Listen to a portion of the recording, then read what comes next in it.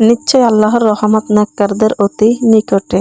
আসসালাতু আসসালামু আলাইকুম আলা সাইয়্যিদুল আম্বিয়াই ওয়াল মুরসালিন ওয়ালা আলিহি ওয়া সাহবিহি আজমাইন বিরহমাতিকা ইয়া আরহামার রাহিমিন ইয়া আরহামার রাহিমিন। মানবতার মুক্তির দূত নদী মুক্তির দিশারি হযরত মুহাম্মদ সাল্লাল্লাহু আলাইহি ওয়াসাল্লামের উপর দুরূদ ও সালাম পেশ করছি।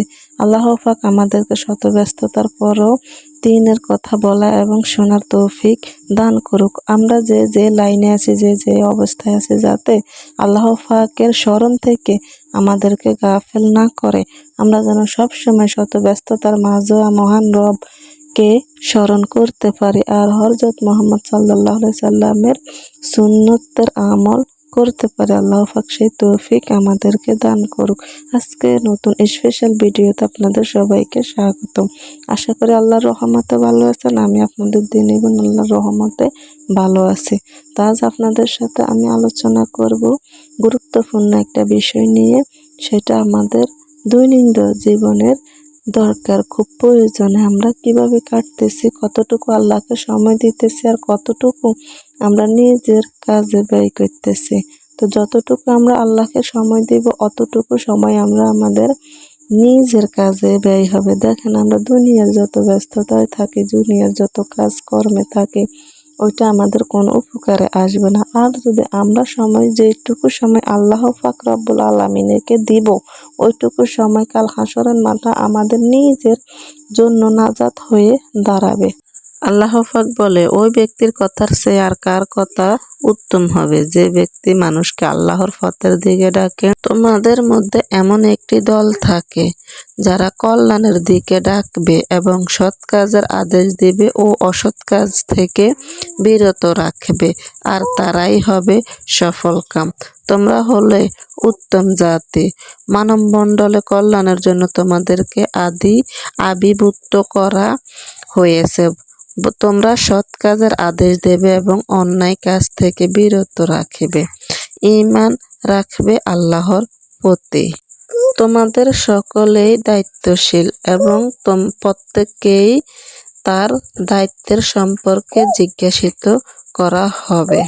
শুধু আলেম ওলামারাই যে দ্বীনের দাওয়াত দিবে তা নয়। তোমার পক্ষ থেকে একটি আয়াত হলেও তুমি অন্যের মাঝে পৌঁছাই দাও।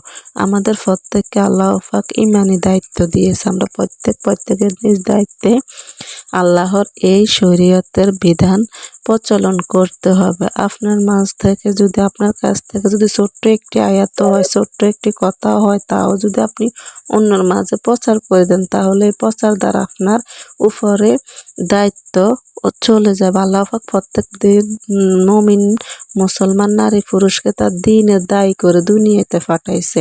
আল্লাহ পাক তো বলছে যে তোমরা নিজে আগে জাহান্নামের থেকে বাঁচো এবং তোমার আহালকে বাঁচাও। আগে নিজে বাঁচতে হবে, তারপর তোমার আহালকে বাঁচাতে হবে। তাহলে আগে আমরা নিজে আমল করব, তারপর আমাদের সন্তান সন্ততি পাড়া প্রতিবেশী সবাইকে আমাদের দায়িত্ব হবে যে আমরা তাদেরকে সৎ কাজের আদেশ দেওয়া, অসৎ কাজের নিষেধ করা। বলতে লাগছিলাম কিছু সময় আল্লাহকে দেওয়া, যেটা আল্লাহকে দিলে আমাদেরই লাভ। আমরা দুনিয়ার কাজে দিনের ভিতরে 24টা ঘন্টা দুনিয়ার কাজে ব্যয় করি। ঘুমের ভিতরে 12 ঘন্টা, কাজের ভিতরে 12 ঘন্টা। তার ভিতরে যদি আমরা অন্তত 1টি ঘন্টা আল্লাহরে দিই, তাহলে 1 ঘন্টা আমাদের নাজাতের উসিলা হবে। আল্লাহ পাককে সময় দিলে আল্লাহ পাকের লাভ না, তা আমাদেরই লাভ। বলতে লাগছিলাম এই কথা, মুমিন হিসাবে প্রত্যেকের আগে প্রথম কাজ হচ্ছে 5 ওয়াক্ত নামাজ সময় মতো সহি শুদ্ধ করে আদায় করা। আজ আমরা কামের তাসিলায় আর ব্যস্ততার কারণে তার থেকে অনেক দূরে সরে গেছি। আল্লাহ পাক আমাদেরকে সঠিক বুঝ দান করুক, দ্বীনের বুঝ দান করুক, যাতে আমরা আল্লাহর দ্বীনকে মানতে পারি। আমল করা, জিকির আজগার করা, কিছু কোরআন তেলাওয়াত করা, একটু আল্লাহকে সময় দেওয়া, আল্লাহর জন্য সময় ব্যয় করা। আমরা শত ব্যস্ততার মাঝে যদি একটু সময় বের করে 5 ওয়াক্ত নামাজ পড়ি, আর নামাজের পরে যদি আল্লাহ পাককে একটু সময় দিয়ে আমল করে, জিকির করে, দুরূদ শরীফ, কোরআন তেলাওয়াত, ইস্তেগফার আমল করে, তাহলে এ দ্বারা আমাদের ইনশাল্লাহ আমল পরিশুদ্ধ হবে। আল্লাহ রাসূল সাল্লাল্লাহু আলাইহি সাল্লাম বলেছেন, তোমরা 2টি জিনিসের দায়িত্ব নাও, জিম্মেদারি নিলে আমি তোমাদেরকে জান্নাতে নেওয়ার জিম্মেদারি নিব। দেখছেন কত সুন্দর একটি হাদিস।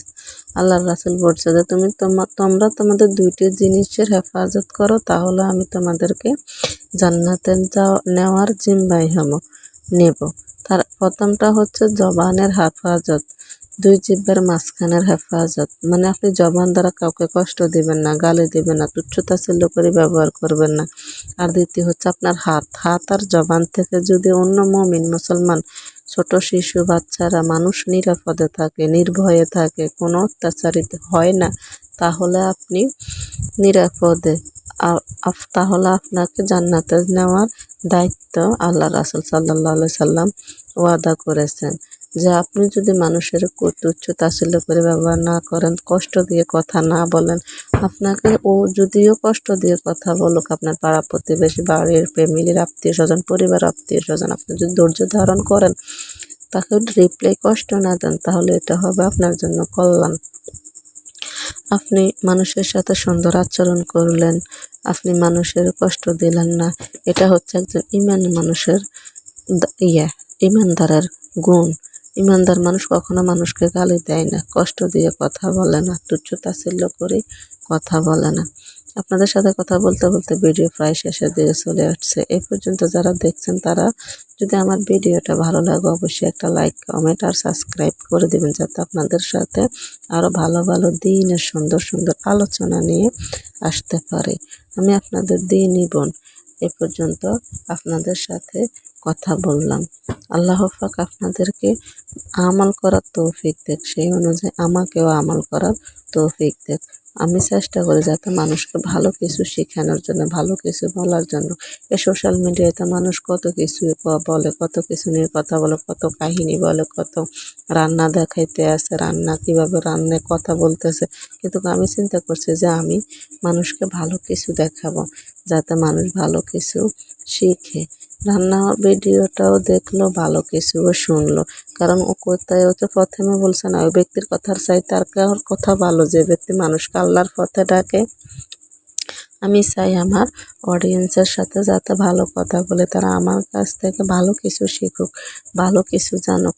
তারা অন্তত যদি হাজার হাজার মানুষের ভিতরে অন্তত একজন মানুষও যদি একটা কথা শুনি আমল করে, তাহলে কাল হাসরের মাঠে হয়তো আল্লাহ পাকে উসুলেও আমাকে নাজাত দিতে পারে। কারণ কে কোন উসুলে নাজাত পাবে কেউ জানে না, সেটা একমাত্র আল্লাহ পাকে জানেন। তো আজকের মতো এখানে বিদায় নিচ্ছি, সবাই ভালো থাকবেন। আল্লাহ হাফেজ, আসসালামু আলাইকুম।